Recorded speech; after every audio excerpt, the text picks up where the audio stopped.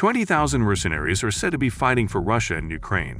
They are members of a group known as the Wagner Group, which has participated in Russian military operations around the globe. It is widely assumed that Russia is having trouble maintaining morale and recruiting soldiers. President Vladimir Putin started a recruitment drive in September to increase the country's military strength. The West thinks that Russia has lost tens of thousands of soldiers. Will this genuinely help Russia take the lead in war?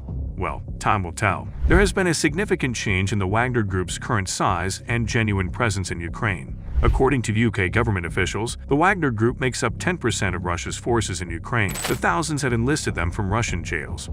They are currently extensively participating in the Russian offensive to seize the eastern Ukrainian city of Bakhmut. There weren't many mercenaries there before the invasion of Ukraine. Most were considered seasoned military veterans, some coming from Russia's finest battalions and special operations.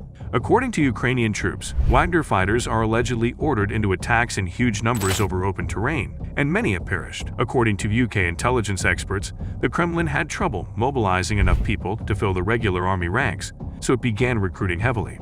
The Wagner Group has also raised its public image, opening a sizable new headquarters in St. Petersburg, among other things. It is openly recruiting in Russian cities on billboards and is being named in Russian media as a patriotic organization, says Dr. Samuel Romani of the Royal United Services Institute think tank.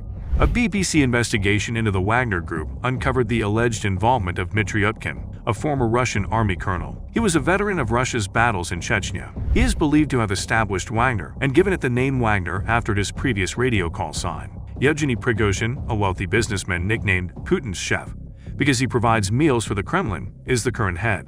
Previously denying any connections to the Wagner Group, Mr. Prigozhin now speaks candidly about the organization's activities in Ukraine. In 2014, the Wagner Group assisted Russia in annexing Crimea, according to Tracy German, a professor of conflict and security at King's College London. The Little Green Men were soldiers who suddenly emerged in Crimean streets wearing uniforms without insignia.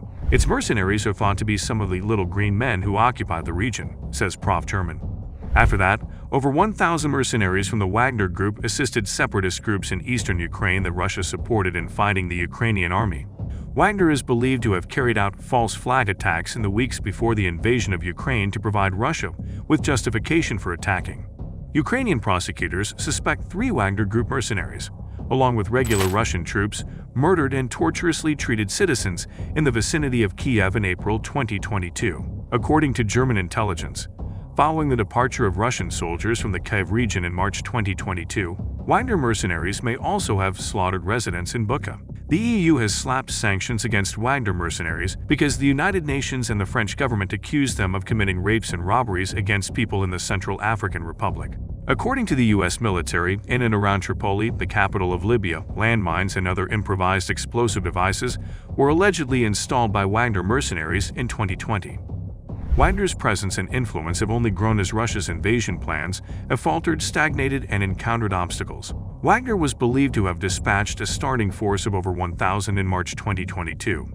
In contrast, according to UK sources, 20,000 or about 10% of all Russian troops on the ground are now present. The deliberate recruiting of prisoners in Russian jails contributes to Wagner's bloated ranks. According to UK officials, open-source estimates indicate that the number of criminals from Russian prisons declined by more than 23,000 in the 2 months leading up to November 2022, when it was recruiting. Even though the exact numbers are unknown, many prisoners likely joined Wagner. They had been promised compensation in exchange for serving on the front lines for 6 months, and their sentences would be commuted. Despite Wagner's claims, there are indications that some families of combat fatalities don't receive any compensation. According to UK officials, the emphasis has shifted from quality to quantity. In the past, it was thought that Wagner mostly hired experienced former soldiers, particularly ex-members of the GRU, the Russian military intelligence agency, and special forces.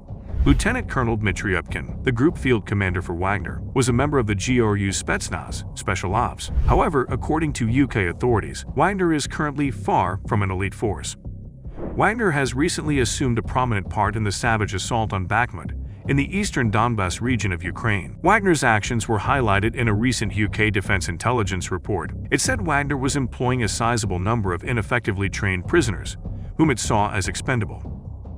According to the report, they were probably only given a single constrained goal, such as attacking a building, and were not permitted to go off course. According to the UK intelligence assessment, Those who disobeyed were probably under threat of being executed without trial. UK officials say the organization is known for its unnecessary and indiscriminate violence. A member of Wagner recently unveiled a video of one of its members fatally beating a purported deserter. This emphasizes the other significant shift in Wagner's strategy: aggressively courting media and marketing the brand. Wagner began using Telegram in July and has its own channel there. In September, it unveiled its opulent new corporate headquarters, the PMC Wagner Center in St. Petersburg. According to the statement, the grant's purpose was the production of new ideas to improve Russia's defense capabilities, especially the sphere of information. However, in practice, they observe Wagner encountering the same difficulties as the Russian military, including equipment shortages and high losses. Although may or not, some of their soldiers may be paid more and have better equipment than the typical Russian soldier. According to UK officials, Wagner personnel in Ukraine are probably also subjected to harsh working conditions and a lack of supplies. The distinction between Wagner and the Russian military is still hazy. According to UK authorities, it's possible that some people in Russia's defense ministry still have doubts about the organization. President Putin and other senior Kremlin figures have still not acknowledged its connections to the Russian state. However, according to UK officials, it is essentially sure that Wagner went to Ukraine with the approval of higher-ups, and that the hired guns are now operating in operational lockstep with the Russian military. Wagner's main training field is inside a Russian defense installation in Molchan, located 300 kilometers east of Crimea.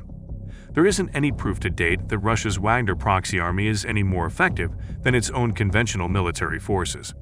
It is evident that Putin believed Kiev would fall within days when he assembled 100,000 Russian troops on Ukraine's eastern border in January. Three things surprised Putin. First, that the Ukrainians would be exceptional warriors.